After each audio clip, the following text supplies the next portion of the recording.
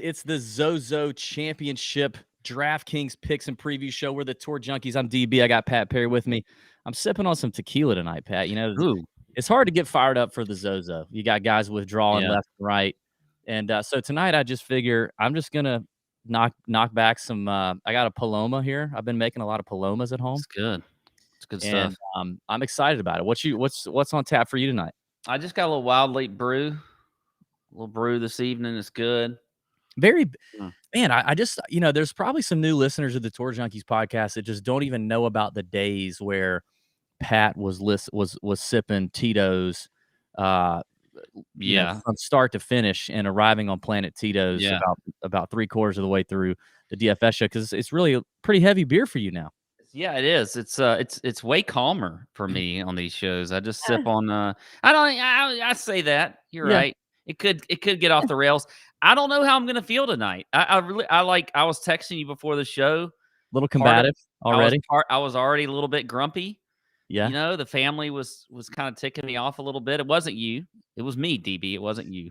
Okay. All right. Well, we're presented by our friends at fantasynational.com/TJ, of course. Thank you to Fantasy National for continuing to support the Tour Junkies podcast. And if you support the Tour Junkies podcast and you bet on golf in any capacity, you should be on fantasynational.com/TJ to get 20% off any membership level. You can try out weekly, monthly, annual memberships. Get 20% off every package there on Fantasy National with the /TJ URL. Tell them the Tour Junkies sent you. All the PGA Tour data is licensed by ShotLink. It's so you know it's right. It's good. That's where all the stats come from. That's where all the recent form, the course history numbers, all that stuff, course breakdown information, all comes from Fantasy National. Been using these guys for years. So check them out if you haven't already. We're going to have a pretty crisp show tonight for the ZOZO. We're going to have a good show, too, I believe, Pat. The CJ Cup came and went, all right? And Rory wins the CJ Cup. Anytime a favorite or anyone short of 20-1 wins an event, I'm not going to be happy in terms of betting, but I am happy in terms of DFS. I mean, I guess I was a little. It could have been better. I definitely was up there when old Keith Mitchell. I had plenty of Keith Mitchell in DFS. Talked him up in the Nut Hut chat on Wednesday night. Had him on the betting card, and he couldn't put 4 together for me. But he still was good, and took 5th in the dog leg, so that was good. I scaled back a lot last week. There you go. Making some money, so that was good. Rory wins. Good to see that, I guess. I would have rather seen Ricky get it done if it wasn't going to be Keith Mitchell. But the CJ Cup, it was a nice course.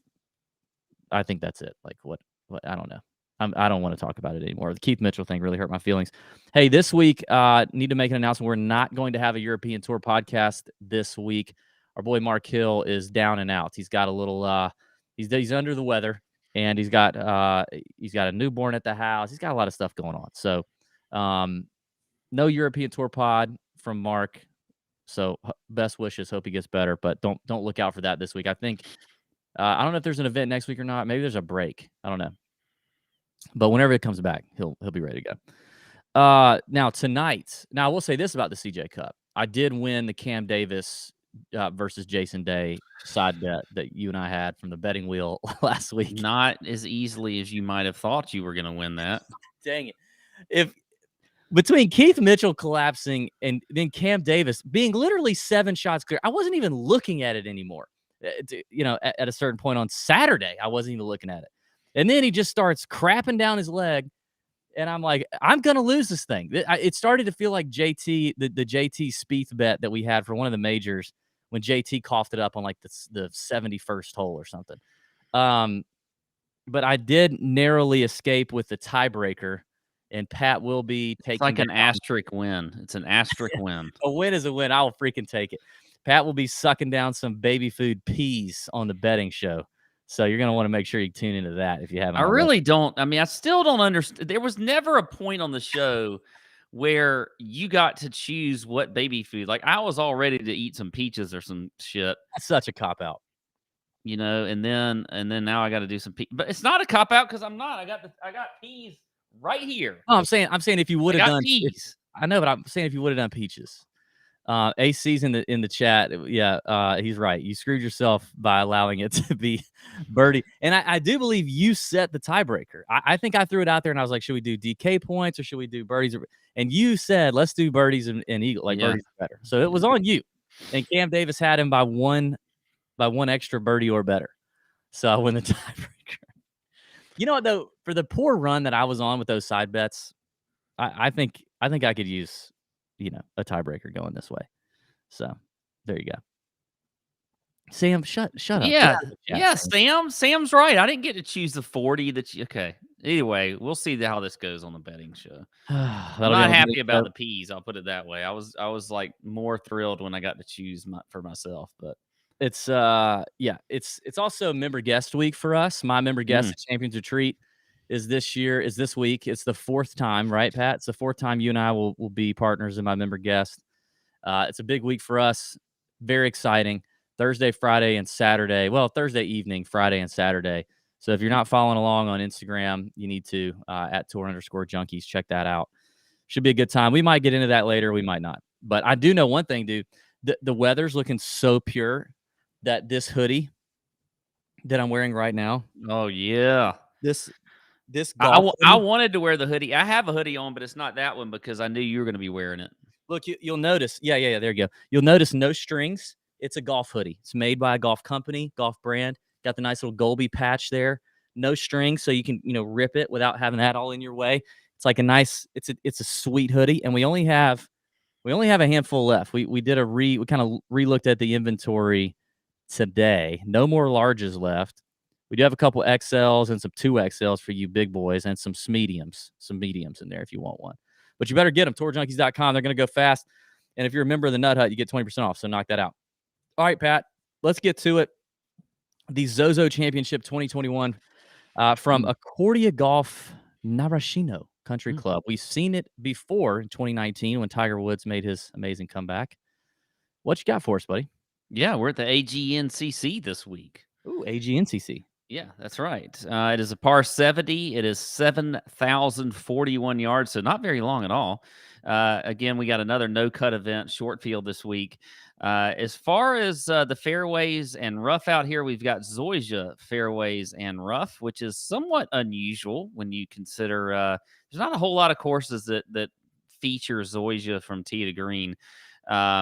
You do see it at TPC Southwind. You see it at East Lake. We do have bent grass greens this week with a little bit of slope on them. So they are going to be quite undulating, but they don't really get them running too quick this week. So I do think scoring again is going to be pretty easy this week. Not like it was last week, but I do think you're going to see some scoring. I mean, you think about ZOZO, the ball kind of sits up a little bit. So in the fairways, they're going to have like perfect lies as long as they're hitting fairways. But around the green, ZOZO is weird. It's real sticky, so it can be hard. I think scrambling could be something we might want to look at just a little bit this week. Also because the greens are pretty small compared to what we typically see on tour. So that's going to mean more of these guys are going to be missing some greens. And if you'll remember when Tiger won here 2 years ago, which was the last time we were here, his scrambling in a short game was superb. So it was really good. And one of the things that helped lead him to victory here. It is a weird setup, though, for a par 70. You've got 3 par 5s, which 2 are reachable.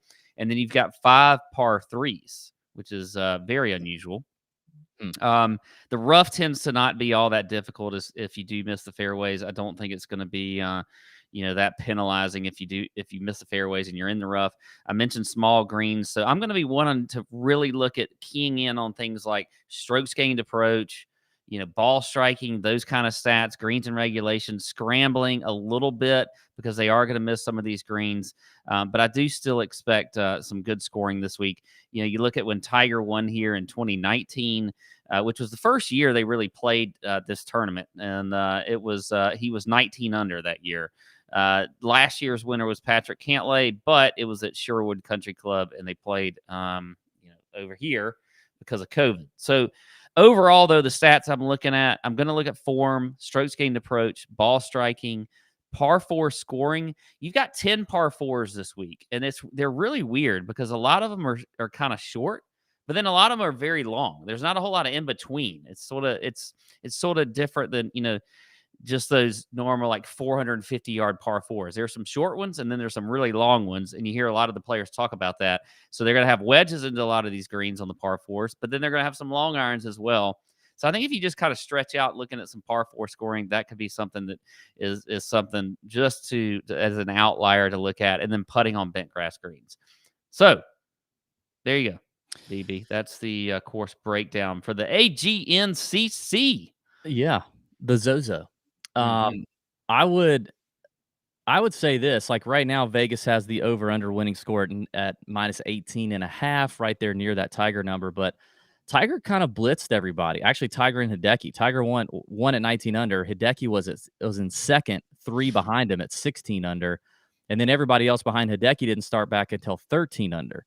There were only 9 guys that were at 10 under or better.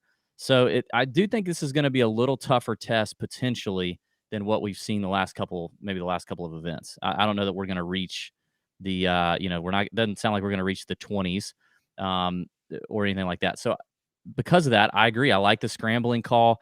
These are kind of peckish greens, you know what I mean? And I think you're right about the Zoysia too. It's a little bit different to hit off that stuff, to chip off that. So that's true. I think this place, you got some dog legs, you got some it's the rough you mentioned not being too penal. So off the tee, I think it could fit a lot of different players, shorter hitters, accurate hitters, bombers, whatever, because the rough's not that penal. But I do think that really the difference is going to come down to the approach play and then the scrambling, like you mentioned. So, yeah, and these greens we heard in 2019 were pretty pure, like pristine greens. Like these things roll. They do exactly what you think they're going to do. So that's that. Obviously, for DFS purposes, ownership makes a big, is a big component to this. You got to have the ownership leverage. I'm gonna talk about in each range kind of who I think the chalk might look to be this week. Lineup construction's a big thing. Last week I think we saw an optimal lineup was definitely a studs and duds approach. I think that could be the case this week as well. You've got a very, with all the guys that dropped out, like the field is pretty weak. There's a few names at the top, and then it really drops off pretty steep. There's some names that you're really going to have to hold your nose and just plug into your lineup at the price. Yeah, at their price. You've got a bunch of players from the Japan Tour. They got a lot of exemptions in here, so I'll talk about a few of those. I do want to draw attention to a few of those guys. But one thing I looked at in 2019 when they played it, the best finisher that year from that Japan Tour, a regular on the Japan Tour, was still 41st place. I'm looking at a guy who didn't play on a lot of PGA Tour events. The best guy was 41st. So it's not like somebody from the Japan Tour just shot up the leaderboard and finished top 10. Now, it was a much stronger field in 2019 than what we have right now, but I just think you kind of need to attack these guys with a little just beware, okay? That's all I'm going to say. But we'll get to those guys a little bit later. I do want to give a shout out to our friends at Manly Bands. Pat, I'm wearing my Manly Band. I've had the same wedding ring for 14 years. Manly Bands reached out and said, "Yo, boys, we want to hook you guys up with some new bands and sponsor the show." So shout out to Manly Bands for doing that. I ordered this thing off the website. I let my wife pick it out. She went to the site, they're the ones that fantasize about the wedding ring, the cut, the clarity, the carat, the color, all that kind of stuff. We don't really care typically. But, Manly Bands are here to rescue us from the otherwise hellish band buying experience. Manly Bands offers your hand the freedom to look how you want it to, manly, right? In just about every type of earthly material imaginable, even from space, okay? Now, mine, I will just let the wife pick it out, which I think is probably smart. But to get started, it's easy. I actually went on the website and did this myself. They have the Manly Ring Sizer for Manly Bands to ensure that your ring will fit perfectly during work and play. You kind of scan this app, and it measures your finger. It's really cool. So I got the perfect size here. Once you know your size, it's the fun part. They got all the insane selection of materials to choose from gold, wood, antler, dinosaur bone, and even the meteorites that killed him. You can get a Manly Band, maybe from kryptonite. You might be able to get a kryptonite wedding band. And you can choose from one of the Manly Band's curated collections, like the Jack Daniel's Whiskey Barrel Collection, which is pretty sweet. And once you've selected your band, they offer free shipping worldwide, a 30-day exchange policy, and a free warranty while there might be a 50% chance of your marriage working out, there's a 100% chance you're going to love your band. You know what I mean? Mm-hmm. God. To order your Manly band and get 21% off plus a free silicone ring, not 20%, 21%. That's what we do at Tour Junkies. We throw that extra 1 in there on you. Yeah. And you know what they say? Get 1% better every day. Done. I've never even heard that before. I think we the only podcast in the world that adds the 1%? And you get a free silicone ring. So if you're in there CrossFitting or something, you need a silicone, you can get that. Go to manlybands.com/Tour Junkies. That's manlybands.com/Tour Junkies for 21% off. Manly Bands, the best damn rings, period. MANLYBANDS. Shout out to those guys. That's awesome. I did forget to mention the Nut Hut Listener League winner last week, Pat, and it was Mark Yes. Hill, our European tour podcast host and expert. He came out and he just took it down. I mean, God dang. Now, if he went, so he gets himself a seat into the finals next year for a chance to get a trip to see us and play golf with us. Now, what I did tell him in the Nut Hut though is if he wins the finals, we will not be flying him to Augusta or Savannah. We will be flying to Ireland. We'll go to him and we'll play some incredible courses in Ireland, and we'll pay for ourselves to get there, Mark. You don't even have to pay for us. We will pay for ourselves, and then we'll pay for your golf too. So that's the deal. Shout out to Mark for doing that, and then he got sick, and now he's out. So tough scene. You ready to get into this, Pat? I know you're excited about this field. I really am. Yeah, there's a lot to talk about here. All right, I'm gonna let you start. Top tier, 9K and above. 3. Oh, you don't want to start? You want me to start? No, yeah, I'm ready. I'm excited to start. All right, 3 GPPs and a fade. I feel like I'm going to take a few from you here. Straight up asking Aussie DB, ring on or off for golf. I always leave mine on. I literally never take mine off because I'm afraid if I take it off, I'd lose it. So mine's always on. I'm on. I wear it for golf, and I never take it off either. I can't even recall when I ever took it off. It doesn't bother me when I'm playing golf. I don't even notice it. Yeah, same. Anyway, all right. So I'm going to start up at the top here with Willie Z at 10-5. I do feel like I might gain a little ownership leverage out of him, as much as you can maybe get in a no-cut event. But I like him at 10-5. I mean, you look at the stats for him. I mean, he's, the greens and regulation, he's number 1 in the field. If you look at the last 24 rounds, checks the box in ball striking. He's top 10 there. Approach. I mean, really across the board, everything with Willie Z is always going to look good with the stats because that's just what he is. And it comes down to the putter for him. Bent grass is not necessarily, any putting surface isn't great for him, but we saw him putt extremely well at the Masters on bent grass greens. So I just think that Willie Z, with the ownership leverage I might get up here at the top, that price at 10-5 and where you can kind of fit him in and make and build your lineups. I like Willie Z there at 10-5. And then here's where, talk about this with, and I don't even necessarily know if this is holding your nose and playing a guy at his price, because I know everybody's going to look at Ricky Fowler here at 9,800 and they're going to think, oh my God, Ricky Fowler, 9,800. I think you ride the hot hand with Ricky Fowler and you take him this week in your lineups. I don't mind the price at 9,800. He's coming off of a great week. He putts extremely well on bent grass greens. As a matter of fact, that's his best surface. He's a good scrambler. And let's look at last week. I mean, he's number 1 in the field in ball striking last week. He was number 1 strokes gained tee to green, number 1 off the tee, top 10 in scrambling, and he putted well. I think he was maybe number 1 putting last week. I don't know. But I mean, Ricky was doing everything right last week. I think you kind of ride that in, screw all the travel and whatever else narratives that you want to bring into this. I think Ricky is maybe coming around. I want to get him at, who knows what the ownership's going to be. He was very low owned last week. He was like 8%. So if you put him in there, you definitely had a good chance to make some money. So I like Ricky Fowler there at 9,800. Another guy I'm going to go back to again is Keegan Bradley at 9,400. I mean, he was right up there kind of near the top 10. Look at you being a Keegan guy all of a sudden. I know. I can't. It's driving me crazy. But, I mean, he's number 2 in the field in strokes gained approach, number 3 in ball striking. But that's what he always is, and you still fade him. And now I don't care, but now I'm on him. I'm on Keegan. You've been on him. because I don't like. There's a lot of guys right here that Yeah. I don't want to play, and I like Keegan there at 9,400. I'm still going to fade Tommy Fleetwood at 10,000. Yes. I just cannot. Fleetwood does What not have anything together as far as the old Fleetwood has still not come back.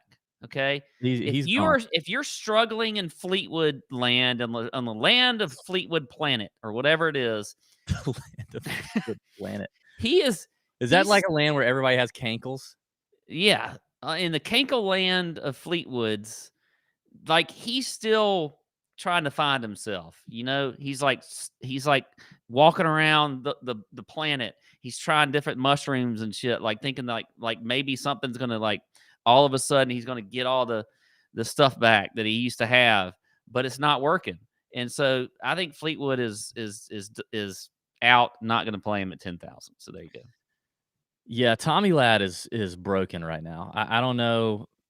I don't trust him, and I definitely would prefer him if you're gonna play him, not at 10,000. First of all, even in this field, I would prefer it, and I would prefer to play him in in a tougher event, like this is gonna be tougher in the last couple of weeks, but like an Open Championship event or something where the scoring's tougher, or conditions are tougher, whatever. I don't know.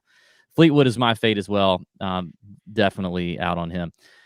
So I guess in this 9K range, my plan of attack and maybe my advice for now, maybe this changes come Wednesday night, would be just play who you want to play regardless of the chalk, because I don't know that there's going to be too many names beyond the 8K that are going to be chalky at all. And you can differentiate your lineup with the other 4 or maybe 3 selections that you choose, and just play who you're confident, play who you want to play, because these guys up here are really the only ones that are worth anything in this field. So like, I don't want to get too cute here. That being said, there are some names in here I don't like, and there's some names in here I like more than others. I love your Willie Z play. I had him written down. I think you're dead right with Ricky Fowler. I think you ride the hand. I think one of the things that stands out to me in this tournament is, strokes gained gives a shit, right? Because you see a lot of guys are dropping out. Yeah, I get it. Like, the travel's probably hard. You got to deal with COVID stuff, all this.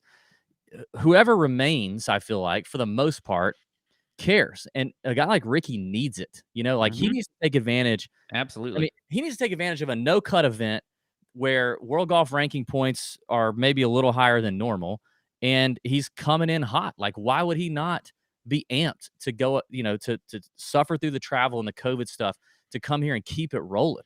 So I think Ricky, I think that is a play. And if he's 25% projected ownership next week, fade him if you want, or play him if you want. Like, I just go all in on him. Go all in on it. I just think you play whoever you want to play up here. I don't think you have to get too cute. So I'm with you on Willie Z. I'm with you on Ricky. I think Decky is interesting. I mean, he's the one here. Like, he had all the pressure coming in here in 2019, finished runner-up to Tiger. He's going to be the god of this tournament here, when he gets there at ZOZO. Finished runner-up here to Tiger. But, I know he's not played great the last couple of events, but I don't think that matters. I think Hiddeki's still in play. I would love to see maybe some people off of him a little bit based on, the T59 last week and the T67 the week before. I would risk it there for Hideki if he's, at any moment he could pop. So I'm there for him. But I think the leverage play here that's interesting, Pat, and this is one of those that's a hold your nose play. This is a leverage play for sure.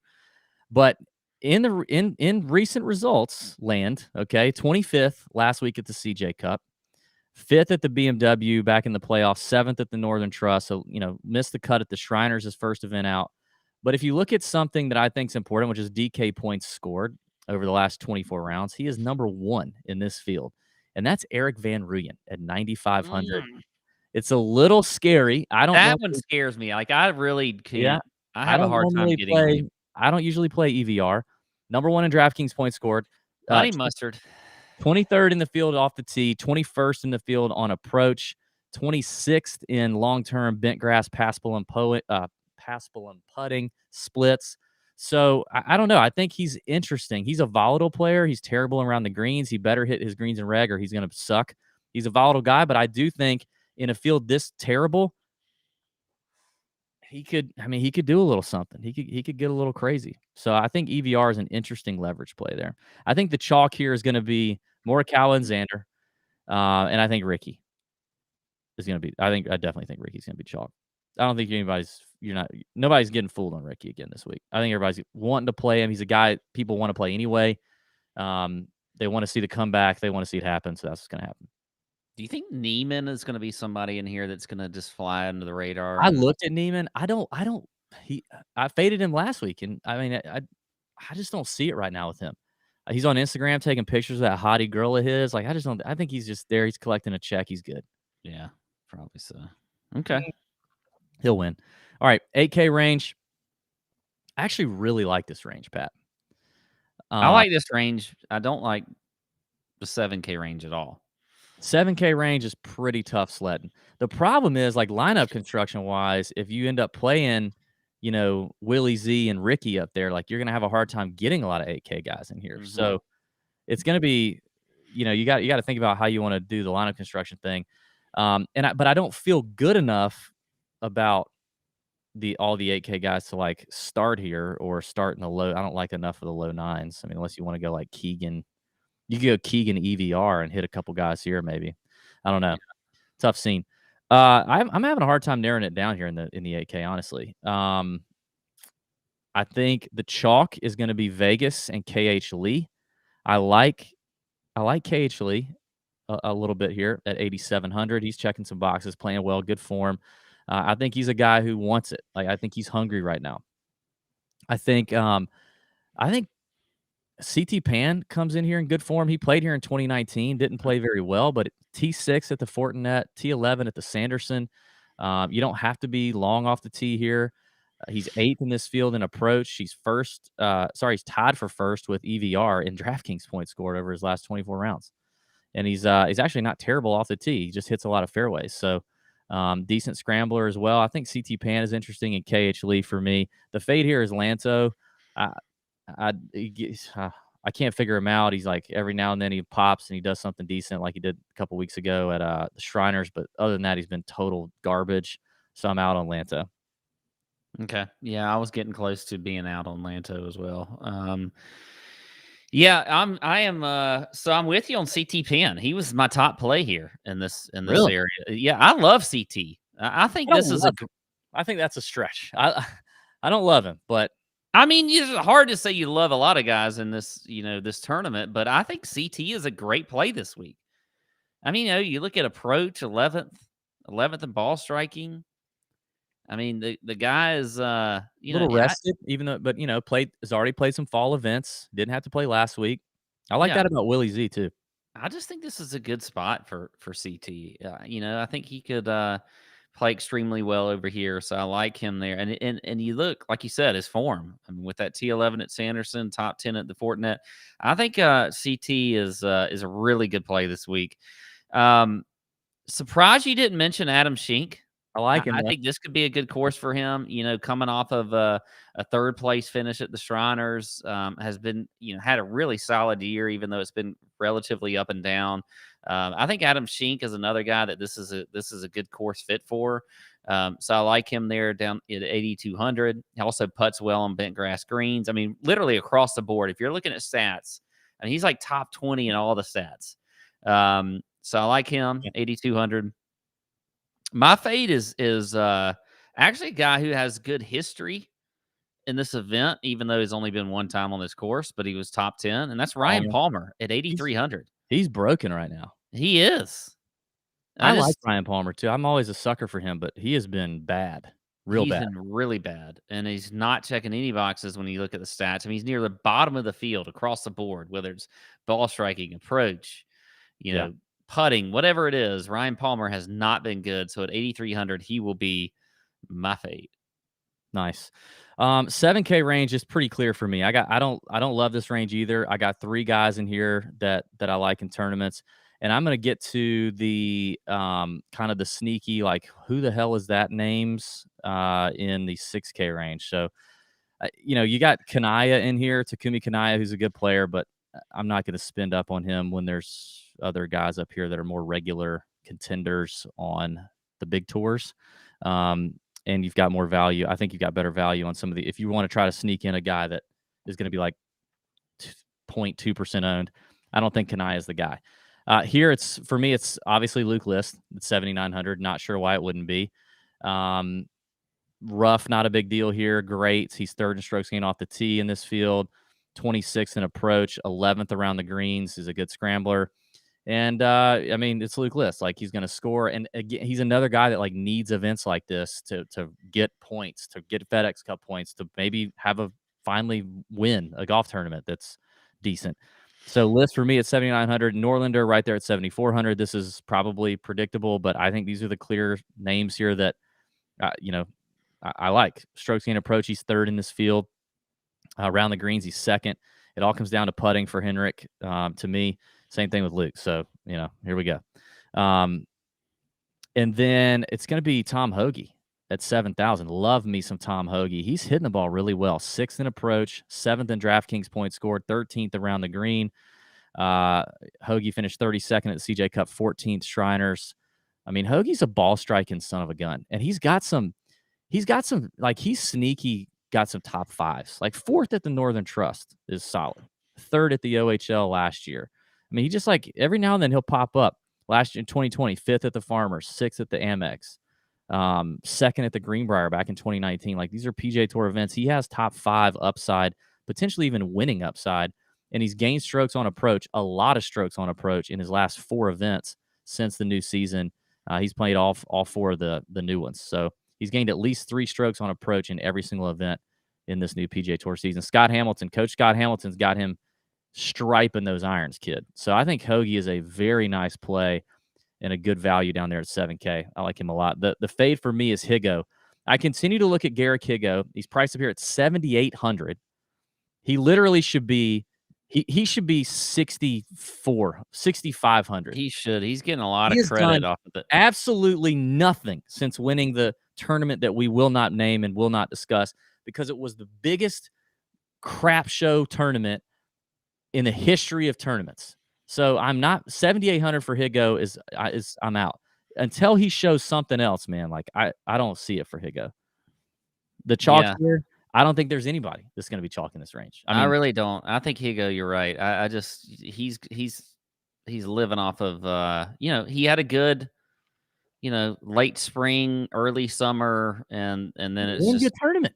Yeah, I mean, I guess he did. I'm talking about European Tour too. Yeah. So, but yeah, I agree. I'm not on Higo. Real quick, before you get to your picks, Pat, I want to tell the people watching, member guest season, like I said, coming up. Here's what we need from you in the comments. Give us your number one go-to golf course playlist song, the number one, like the one that like pumps you up. You know what I mean? If you were playing a member guest, it's the first song you're riding out to the first hole, and you're getting each other jacked. What's the song you're playing? In the past, for me and Pat, it's been Curtains by Lil Wayne. That's a good one. So we need How's that one go? That's the one that starts off like, I ain't nervous. Yeah. I ain't nervous. That one right there. Listen, so put that in the YouTube comments. Your favorite, your number one song. We want to put it in our playlist and have it for for the member guests. So put that in the YouTube comments, please. If you're watching live, wait till the show is over and then put it in. Go ahead and give it a thumbs up.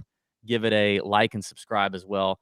If you're listening, then just tweet us or something. Tweet us the number one song in your playlist. All right, Pat, 7K range. What you got? 7K range. I'm with you on 2 guys, Norlander and Tom Hoge. I think they're relatively easy picks to plug in there. Maybe they will be chalky. I don't know. Who knows? Are you just saying that because I like them too? I don't know. I'm saying if they're agreeing, like if we both don't like the 7K names, then I mean I kind of like Robert Streb. He's obviously playing well right now. Yeah, I don't mind gravitate towards Harry Higgs as well. That could happen, but see, there you go. There's my next pick was Harry Higgs. Yeah, I feel like Harry Higgs could do some Japan well. Like, I feel like when he's in Japan, he is going to be he's going to love noodles everywhere. I mean, the boy love him a noodle. He loves him some carbs. Everything about Japan fits some Harry Higgs. He's going to be doing well. He's going to be enjoying himself while he's there, but he's going to be playing some good golf. I like Harry Higgs there at 7,500. I think that's good there. So those 3 guys, Higgs, Hoge, Norlander, I'm in on for sure. Sebastian Munoz is my actual fade at 7,300. He's another guy. I don't know if he's broken because he has shown, some form like maybe a month ago or so. I don't know, but you look at, T49 last week, missed 3 straight cuts before that. Decent at the BMW at T29, but then you look across the board at his stats, they're not very good at all. They're almost worse than Brian Palmer's stats. So Sebastian Munoz there at 7,300 is going to be my fade. Okay. So what do you think about Luke List? I don't mind. I like List. Okay. I thought you were going to take him, so I just well, I just want to get your opinion on that one. All right, move to the 6K range. Tell me who you got, and then I've got a number of names I want to cover here, just because I know I know people are going to be asking in the Nut Hut about some of these names that you've never heard of. So go ahead. I got a few guys down here in the 6K range, but I don't. It's such a weird. God, this is such a weird tournament. Why is Wesley Bryan here? I thought he was back to doing the trick shots again. I didn't even know he was playing on tour. I'm not really sure how he got here, but I know he's making his comeback. That's been talked about. I guess so. He's here. He's flying across the world to Japan, and isn't. I mean, it's an interesting name down there, cheap. Anyway, here's a weird name for you that just always pops up for me, and I think I'm going to play him this week. Andrew Putnam at 6,700. Yep, I saw that. There's a few things there, I mean, he's top 10 in the field, putting on bent grass greens, kind of in the middle of the pack and ball striking and approach. You look at his recent results. They've been fairly decent, for him, for a guy like Andrew Putnam, T11th at the Shriners, missed the cut at Sanderson, but then was T30 at the Fort Debt Championship. There's something about it, with Andrew Putnam. I just think he could show up, play well this week. You could gain a little leverage down there at in the 6K range. So I like him. It's Andrew Putnam's season for sure. He's got to take advantage of this. Yeah, he played here in 2019, so he's familiar with the course. He does check a lot of boxes. I got him down too. Yeah, another guy that checks a ton of boxes, right there with him, Sam Ryder, 6,700 is. He scares me though, just because I never know what you're going to get. I mean, you don't know what Sam Ryder is going to do for you. No, you really don't. But when you look at the stats, he's up there. I mean, he's top 10 in across the board in a lot of the stats I looked at. Number 1 in birdie or better percentage, 6 in par 4 scoring. He's top 10 in ball striking and strokes gained approach in this field. So if, he gets that putter going, I mean, he's still 21st in the field and putting on bent grass greens. So Sam Ryder, even though he hasn't shown a lot of form other than just making a few cuts lately, he still could get hot and I think play well this week at 6,700. Last guy, I think, this guy, I don't even know why I took him. Okay. But it's Sung Kang. No, and it's only because Sung Kang is gonna win the damn tournament, and nobody's gonna even talk about him. And maybe he's not gonna win, but he's gonna finish top 5 or something like that. I think like some people will be on him. I actually had Kang written down here as well. He scores a lot of points, man. He's 23rd in the field on approach. He finished 17th here in 2019. He's got some experience here. I think Kang is definitely in play at 6,300. He's just one of those high upside guys in a field like this. His irons are going really well to start the season, and the putter is looking really hot right now. So, I mean, I think that's really interesting for him. I think he's for sure in play at 6,300. I would much rather have him than a lot of names in the 7K range, honestly. All right, is that all you got? That's all I got. Okay, let me go through some quickly here, and then I'm going to educate the folks on a few. I think Hagee and, I'm going to say Wyndham Clark is in play just because I can't stop playing Wyndham Clark. But Hagee as well, just bombers that are, if this rough is like it was in 2019 and not super penal, I could see him just taking it deep and just getting a lot of opportunities, get a lot of short clubs in their hands. Hagee's one of the longest hitters on tour, so is Clark. They're interesting to me. Let me talk about a few of these names. One of them, the one that I think I'm the most interested in, DraftKings kind of threw him down there because he was a last-minute replacement. His name's Sean Norris, okay? He is a guy who plays regularly on the Japan Tour, actually, and somewhat regularly on the European Tour as well. He played in the ZOZO here in 2019, finished 51st. Also played in the ZOZO last year, finished 28th. But Sean Norris won the Japan Open Golf Championship just last week, literally Sunday. He won it. And he has 6 Japan Tour victories to his career. He's 86th in the world. He's one of the higher ranked guys here in this, field of no-name guys that you've never heard of. I mean, think about this. He's ranked higher than Joel Damon right now. Sean Norris is, after this recent victory. Did you catch that, Pat? I did not realize he was ranked higher. This is what you do. Now I'm just going to go through this thing. You're going to check out. You're going to text. Who am I talking about, by the way? You're talking about Joel Damon and Sean Norris. Thank you. Okay. And you said that Sean Norris is ranked higher than Joel Damon. And he's what are you talking about? Like, what did I miss? He's $6,000. He's bare. You can't even battle minimum with these brain cells that can think about all kinds of different things while you're talking. I can multitask like no other. Okay. All right. So Sean Norris is interesting to me. He sounds like a football player, by the way. He does kind of. He sounds like a coach or something. Let's see who else I want to talk about here. I got a couple guys in the 6.2 spot. The 6.2. The 6,200 spot. Whatever. You know what I meant. The first one is Rikuya Hoshino and Ryosuke Kinoshita, both at 6,200. Hoshino, number 105 in the world, just slightly behind Joel Damon. Won on the Japan Tour in May and in April. He's played some majors, actually. He missed a cut at the Open and the PGA Championship, but he was tied for 26th at the U.S. Open. Played in the Japan Open last week that Sean Norris won, finished 23rd. Also played in the Olympics, finished 38th. So he's a guy, Hoshino. He's got some experience on the Japan Tour, knows how to win, probably familiar with this golf course. Interesting name. Kinoshita is number 72 in the world. He also won on the Japan Tour this year, twice in June, and he's played in a few PGA Tour events. 43rd at the WGC St. Jude this past season, 59th at the Open Championship, and 67th at the Sony back in the beginning of the season. So Kinoshita at 6.2, along with Hoshino at 6.2. Those are just a couple more names you should know.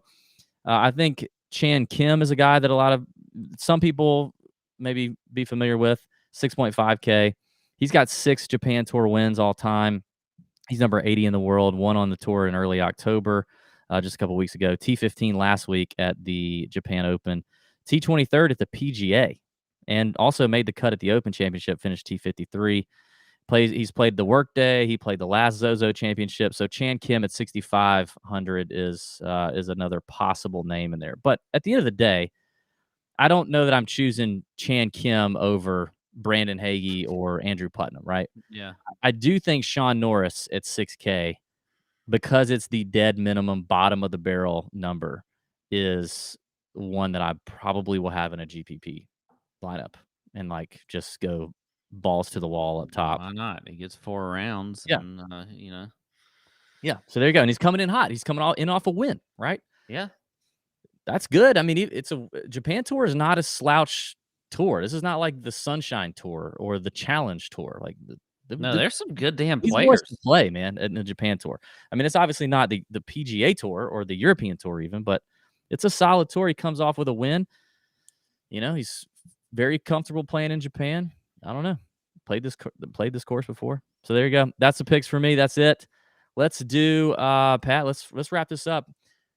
We are going to try something different this week. Instead of ending with the 2-minute men, we have been told we should try to jam this into 1 minute, because the 2-minute has gotten too easy. We finished with 20, 30 seconds left.